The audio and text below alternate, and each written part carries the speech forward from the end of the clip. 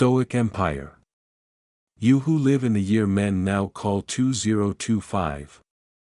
Sit with me tonight in this small tent on the northern frontier. The year of Rome is 933. I am Marcus Aurelius. Emperor against my will. Philosopher by necessity. And tonight simply an old man speaking to a young one across almost 2 millennia. Outside, the wind howls through the pines. Inside, one oil lamp burns low. My physicians have left. They know what I know, the poison works slowly, and the end is near. Yet I write, because what I have learned in 59 years of life must not die with my body. For 19 of those years I wore the purple. I commanded more legions than any emperor before me. I judged the fate of nations. I watched Rome burn with plague while priests sacrificed 1,000 oxen to gods who did not answer. I buried 13 of my 14 children. I was betrayed by men I raised from slavery to the highest offices. I was poisoned by those closest to my table. Through every victory and every wound. Through every cheer of the mob and every whispered plot in the Senate. I carried one question that never left me. Am I truly worthy, or do they bow only to the purple cloak? I searched for the answer in power. I searched in philosophy. I searched in the arms of women and the loyalty of soldiers. All of it was sand. Then one winter night in the year 169. While the Antonine plague still devoured the city. And half the eastern provinces had declared for Avidius Cassius. I sat alone in my tent and wrote 5 words that ended the search forever. 5 words I repeated every single day for the rest of my life. 5 words that turned a man who feared death and craved approval into a man the entire empire followed without being commanded. Tonight I give them to you. My worth comes from within. Speak them once with me, slowly, as though your life depends on it. My worth comes from within. Again. My worth comes from within. These are not decoration. These are the deepest law of nature any Stoic ever discovered. These are the foundation upon which freedom is built. Let me take you through each word. The way I once sat with my teacher Quintus Junius Rusticus. And examined sentences until their very marrow was laid bare. First word, my. This is ownership. No Senate can vote it away. No woman can withdraw it. No battlefield defeat can strip it from you. It is the one possession that cannot be taxed, stolen, or destroyed by any power on earth. Second word, worth. Not gold. Not the number of legions that march behind you. Not the beauty of the women who share your bed. Not the applause of the Circus Maximus. Worth.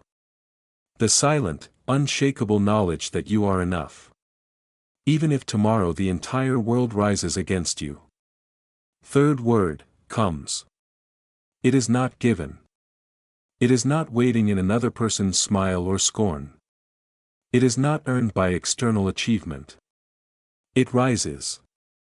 It is a spring that flows from your own depths.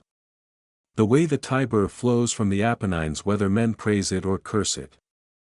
Fourth word, from. Direction is everything. From the outside in is the path of slavery. From the inside out is the path of mastery. I have seen generals win kingdoms and still live as slaves. Because they looked outward for their value. I have seen slaves walk freer than senators. Because they looked inward. Fifth word, within. Beneath the noise of ambition. Beneath the fear of death. Beneath the endless hunger for praise and fear of shame. There is a place no external thing has ever touched. That place is the only kingdom truly worth ruling. That place is the inner citadel Epictetus spoke of. Sit on its throne. Rule from there. And the world will feel the difference even if you never speak a word. When I began living these 5 words. Something shifted in how men and women responded to me. Senators who once flattered me to my face began to fear speaking falsely in my presence. They felt I no longer needed their approval. Soldiers who would have died for glory alone began to speak of dying for the man, not the emperor. They felt I no longer needed their worship.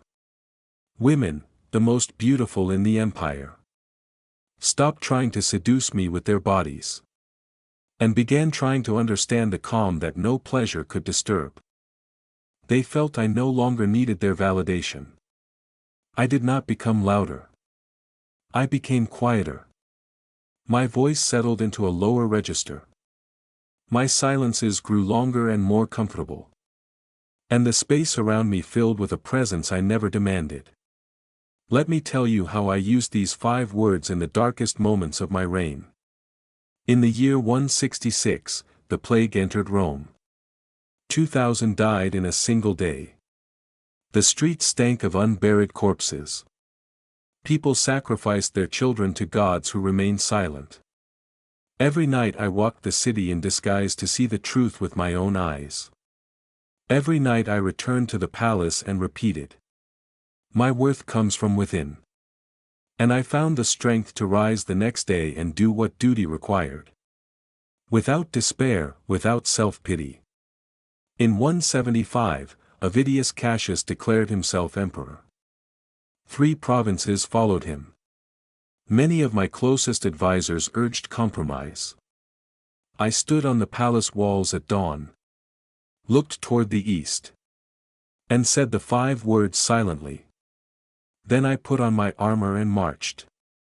Not out of anger. Not out of fear of losing power. But because my worth did not depend on whether men followed me or betrayed me.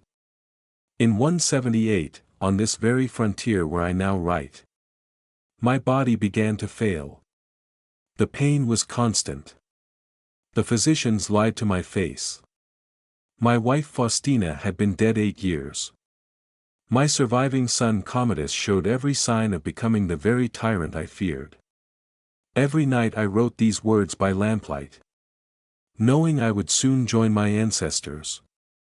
And I was at peace. Here is the exact daily practice I followed for the last 15 years of my life. At dawn, before the lictors dressed me in purple, before the trumpets announced my arrival, before any man bowed or spoke my name, I stood alone in my chamber and spoke the 5 words aloud 3 times. Slowly, with full conviction. My worth comes from within. My worth comes from within. My worth comes from within. During the day, whenever the old hunger rose, the need to be feared as emperor, the need to be loved as father, the need to be remembered as philosopher, I paused, breathed once, deeply, and repeated the 5 words silently. Then I acted only from that inner place.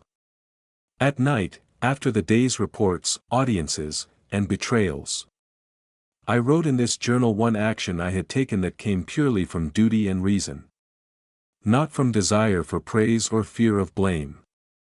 Then I spoke the 5 words once more before sleep. Do this for 60 days without fail, and you will become a different man. In the first 30 days you will notice the hunger quieting. In the second 30 you will notice the world responding. Your voice will settle. Your gaze will steady. Your silence will carry weight. People will speak of a presence they cannot name. Women will sense it first. They have spent their lives surrounded by men who perform, who posture, who need constant proof they are desired. Then you appear, performing nothing, needing nothing. And it is like meeting water in the desert. Men will follow without orders. Strangers will lower their voices in your presence. Children and animals will move toward you without fear. I am dying as I write these final lines. My hand trembles. The lamp flickers. Soon I will join my ancestors and the gods who may or may not exist. Yet I am not afraid. Because no external thing can touch the place these 5 words have built inside me. You who live in an age of endless light and endless noise. Where men measure themselves by numbers on glowing screens. Where approval is bought with a thumb's motion. Have the same opportunity one had on this frozen frontier. Take it. Say the 5 words with me one final time. My worth comes from within. Now live them. Write them below so the men who come after you will know another soul accepted the truth across 20 centuries. Remember me not for the column that will one day stand in Rome. Not for the wars I won.